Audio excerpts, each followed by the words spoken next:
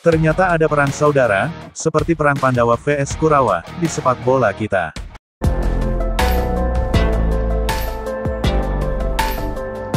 Nimbrung sedikit soal debat pemain timnas, naturalisasi vs lokal, boleh ya?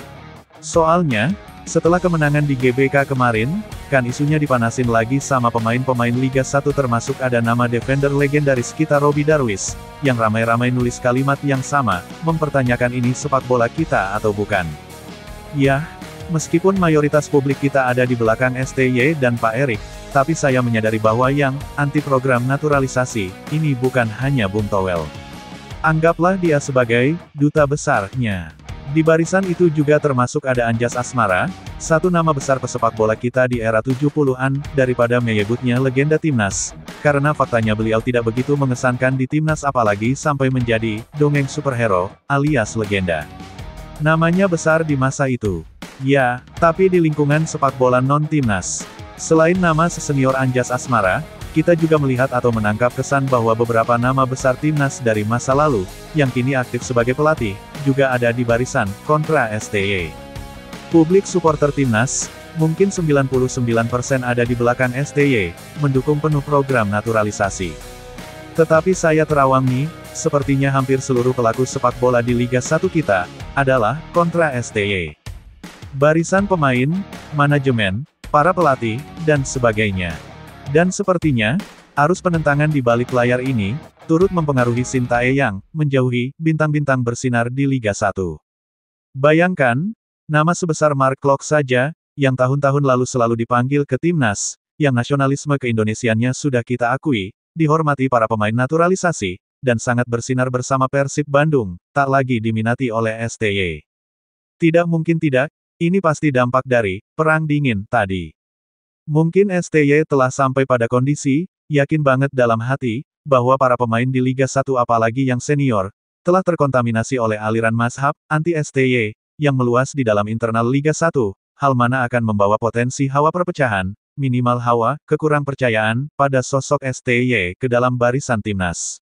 STY tidak ingin timnas yang saat ini begitu nyaman, penuh kekeluargaan, saling percaya dan mendukung penuh STY, menjadi terusik. Sekarang, saya akan membahas mengapa kita semua, termasuk kubu yang selama ini, anti-STY, naturalisasi, yang berkembang luas di barisan Liga 1, seharusnya berdiri satu hati dan satu suara di belakang STY, di belakang Pak Erick Thohir dan PSSI, mendukung program naturalisasi ini. Dampaknya di dalam Indonesia, belum pernah publik Indonesia se-euforia dan segegap gempita ini mendukung timnas. Sampai-sampai ketika main di luar negeri saja, stadion serasa milik kita. Bukan hanya para lelaki, bahkan kaum emaras terkuat di bumi nih tumpah ruah kini menjadi penyuka sepak bola dalam hal ini menjadi supporter timnas kita. Dunia saat ini begitu terpukau dengan antusiasme publik Indonesia dalam mendukung timnasnya. Kita semua harus mengakui, ini adalah kebangkitan nasional yang tidak main-main. Belum tentu terjadi sekali dalam 100 tahun. Negara kita ini penuh dengan topik yang melelahkan perasaan, topik yang merenggangkan rasa kebanggaan kebangsaan kita, sampai-sampai kita sudah terbiasa menyebut negara kita negeri Konoha, dengan nada putus asa. Ada kasus Vina Cirebon, yang membuat kita semua sangat geram dan malu dengan institusi Polri.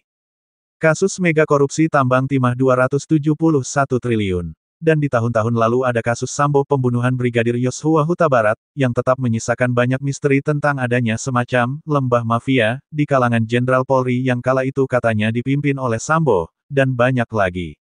Semua itu melelahkan hati kita sebagai sebuah bangsa. Menggerus rasa patriotisme dan nasionalisme kita semua. Tetapi, di hadapan kita kini berdiri timnas sepak bola kita, yang sekalipun betul sindiran kubu, anti-STY, bahwa STY dan timnas naturalisasi ini belum meraih trofi apapun, tetapi telah berhasil secara spektakuler menaikkan kembali jiwa kebangsaan kita, rasa kebanggaan kita pada nama bangsa kita, Indonesia. Lihatlah, seluruh rakyat kita dari timur ke barat turut bergetar ketika lagu Indonesia Pusaka berkumandang di GBK, dan pemain-pemain kita berdiri melingkar penuh getaran kebangsaan. Apakah itu bukan sebuah anugerah dari Tuhan atas bangsa kita? Kita butuh barang ini terus membahana sebagai obat penyembuh atas rasa geram kecewa pada negara akibat topik-topik buruk tadi. Mohon ini direnungkan kubu yang anti-STY, yang anti Pak Erik dan program naturalisasinya yang terbukti berdampak amat besar. Bangsa kita butuh ini. Bangsa kita sedang sakit. Dan hanya timnas kita ini yang sekarang terasa sebagai obatnya. Dan kalian ingin menghancurkannya juga. Ada apa dengan kalian? Ngopi dulu, ngopi. 2. Dampaknya di mata luar negeri. Lihat, kebangkitan gelora sepak bola Indonesia, ditandai dengan saat terjang timnas kita yang dipimpin STY, telah menjadi perhatian publik dunia. Kita kini menjadi perbincangan utama di seluruh Asia Tenggara. Publik Vietnam, Thailand, Malaysia, dan seluruh ASEAN, membincangkan timnas sepak bola kita dengan heboh. Mereka nyinyir, mereka sinis, wajar saja, karena mereka merasa terusik dan terganggu. Mereka kini seperti menemukan, bahwa sepak bola mereka yang selama ini mereka banggakan sebagai Raja Asia Tenggara, kini bagaikan ayam sayur di hadapan Indonesia. Tahukah kalian? Pernyataan Justin Hubner yang kala itu mengomentari kemenangan kita lawan Vietnam di negara mereka 3-0 dengan pernyataan pendek, kemenangan yang terlalu mudah telah membuat seluruh publik sepak bola Vietnam meradang. STY dan timnas pimpinannya telah membuat Asia Tenggara guncang. Juga di level Asia, sepak bola kita telah menjadi sorotan, dan diakui sebagai raksasa yang sedang bangun, ketika di Piala Asia U23 lalu sukses menghajar Australia, Jordania, bahkan Korea Selatan. Indonesia kita menjadi bintang paling disorot di turnamen itu, melebihi negara manapun, bahkan melebihi Jepang yang keluar sebagai juara. Kapan lagi Indonesia kita menjadi trending topic dan membuat geger Asia seperti itu? STY dan timnas kita telah membuatnya terjadi. Pertanyaannya, apakah kita tidak menyukai hal itu terjadi? Apakah kita ingin sepak bola kita tetap dipandang sebelah mata, bahkan oleh negara-negara Asia Tenggara? Kemarin dulu, setiap timnas kita main lawan Vietnam misalnya, kita semua pasti sudah ketar-ketir, duh, kalah berapa kosong nih ya. Setiap main lawan Thailand, sudah pasti kita kalah. Bahkan walau sekedar lawan Malaysia, kita pun sudah berdegap-degup, harap-harap cemas timnas kita bisa membungkam publik negeri jiran yang pandang enteng itu. Kini bagaimana? Persis seperti perkataan Justin Hubner, kalian terlalu mudah. Sudah begitu kita, kan? Gak jantungan lagi kita kan. Jangankan lawan para pesaing di Asia Tenggara, sekarang, timnas kita melawan Jepang atau Korsel sekalipun, jujur deh, di hati kita kini sudah ada rasa percaya diri, bahwa kita bisa menang. Gimana dong, Bung Towel? Mbak Anjas Asmara, barisan, sinis ketus, di Liga 1. Kalian tidak menikmati gairah kebangsaan kita itukah? Apakah kalian masih akan terus mempersoalkan paras Justin Hubner yang terlalu bule? Gak ada paras lokal-lokalnya tuh. Lokal dong. Minimal 60% dong. Masih sibuk kalian di situ. Ah dasar rasis. Tidakkah kalian tahu bahwa para pemain kita itu adalah keturunan bangsa kita juga? Darah Indonesia mengalir di pembuluh darah mereka. Hei, mereka keturunan kita. Jangan berpatokan pada parasnya dong. Itu rasisme. Itu persis alam pikiran Hitler di masa lalu yang bikin acuan, yang bentuk wajahnya begini, bentuk tengkorak kepalanya begini, yang warna matanya begini, hanya itu orang Jerman.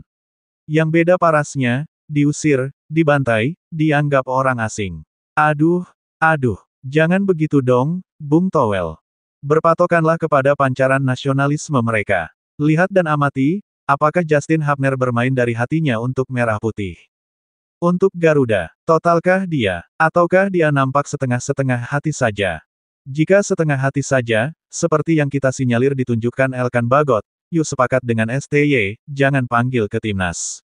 Tapi jika kita merasakan gelora patriotisme di wajah mereka, jika kita melihat mereka, siap mati di lapangan untuk Indonesia, akuilah, bahwa mereka adalah orang kita, anak-anak muda kita, pahlawan kita. Tidakkah kita melihat air mata haru Tom Haye ketika mencetak gol? Bukankah air mata kaum pria hanya bisa keluar ketika dadanya memang sedang bergelora?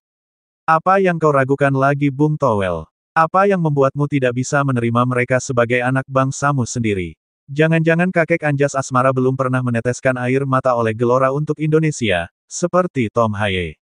Begitu deh. Bravo Timnas Indonesia.